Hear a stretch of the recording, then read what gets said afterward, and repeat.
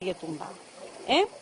I jo tampoc ho sentia, vull dir, mira, jo no faig les coses quan no les sento, sóc així, vull dir, les haig de sentir, saps? Si no, ja no estic fent una cosa que ja, saps? Em noto com nerviós, em noto neguitós, no, ja no, jo haver de marxar a Itàlia, perquè marxàvem amb l'Àlex, l'Àlex també estava solter, i anàvem els dos a Itàlia. Creia en ell, però estan dos nanos allà sols o ell sol, no ho sé, li veia una muntanya molt gran. Era tot ideal, però mira, no ho vam sentir, I a més, jo estava convençuda, perquè jo soc molt barcelonista, però molt, moltíssim. I resulta, estava al meu interior molt convençuda que el Xavi triomfaria amb el Barça. Tard o d'hora ho faria. La meva mare no ho va sentir, jo tampoc. Clar, ell racionalment, vull dir, és que la decisió lògica i racional era marxar. La decisió lògica era marxar. Però mira... I aquest moment...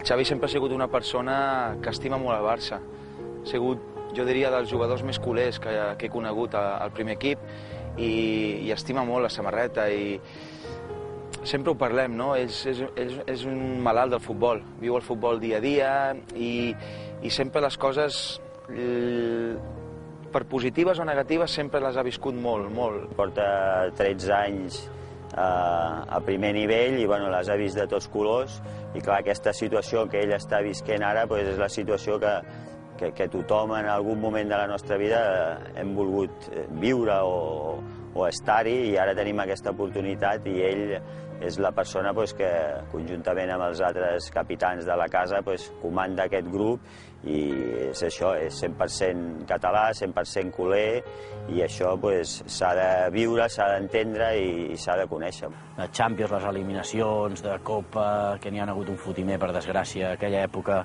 que vam viure que l'estadi ni s'omplia, no estava ni pràcticament a la meitat d'espectadors, aquella època, la travessia del desierto que li diem, amb el Puy de 5 anys sense guanyar res, allò és dur. Van ser 5 anys complicats, molt difícils. Surts al camp i veus que la gent no té confiança, que hi ha xiulets, que al final del partit hi ha mocadurada, tot allò costa de pair moltíssim. Hem viscut moments negatius que segurament han fet créixer el Xavi de manera que s'ha fet més fort per quan vinguin aquests moments positius que hem viscut també i molt bons, disfrutar-ho i valorar-ho d'una manera molt intensa també. I és quan ara valorem més el que estem vivint, no? Perquè ara sembla fàcil guanyar partits o inclús guanyar títols i nosaltres sabem que és molt difícil i per això ho valorem tant.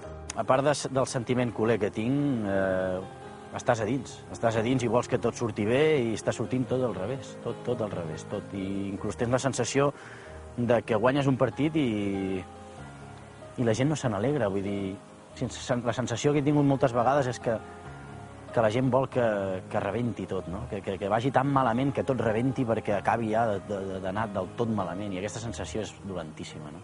Me'n recordo un partit de Valladolid, em sembla que era la segona temporada de Van Gaal, en el que l'entrenador, el Van Gaal, estava molt qüestionat en aquell moment. Aquell partit era quasi decisiu pel futur de l'entrenador i el Xavi marca el gol decisiu que dona la victòria a l'equip. Però en aquell moment, en aquell any de moltes tensions i de molt conflicte en l'entorn barcelonista, aquell gol en uns sectors no va sentar gens bé. Jo crec que en aquell moment el Xavi va despertar a lo que era una altra realitat barcelonista, no? Que existeix en alguns moments, desgraciadament, per dir-ho d'alguna manera, però existeix, no? No tots a vegades remem en la mateixa direcció, no? I això potser en aquell moment el Xavi, amb aquell gol i amb aquelles cares potser no de tanta alegria com ell s'esperava, ell es va adonar compte i va despertar en aquesta altra realitat d'una manera molt abrupta i molt contundent. Moltes vegades ho he dit, inclús a mitjans, que tinc la sensació de que la gent no vol que guanyi el Barça. I l'he tingut moltes vegades, per desgràcia, en aquest club. És una pena. Perquè havia sentit coses a la ràdio que a mi m'han... Jo pensava com la gent poden opinar d'aquesta manera, un noi que tenia 24 anys en aquell moment, que si era el càncer del Barça, que si era... Això vaig sentir en una emissora de ràdio, jo estava fent el sopar i em vaig quedar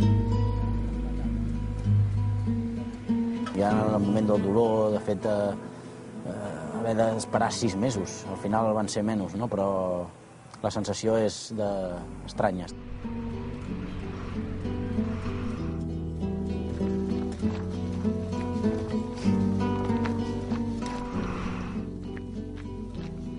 Però bé, també et dones compte del privilegi que tens, no?, a l'hora de participar en els entrenos, dels partits, i també valores moltes coses, no?, quan estàs bé.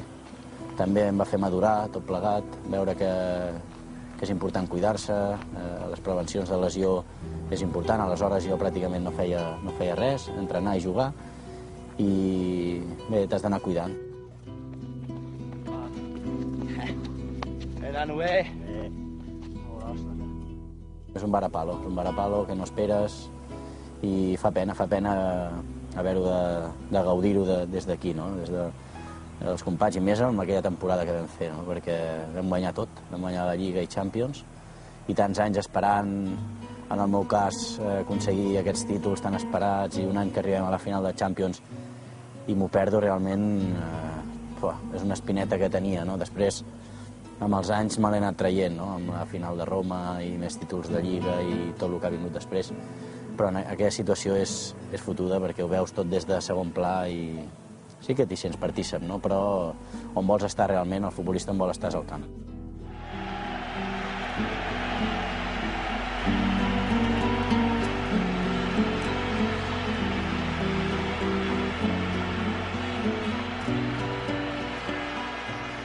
Però ho recordaré tota la vida el dia de la lesió, que tornava el dia del Cádiz.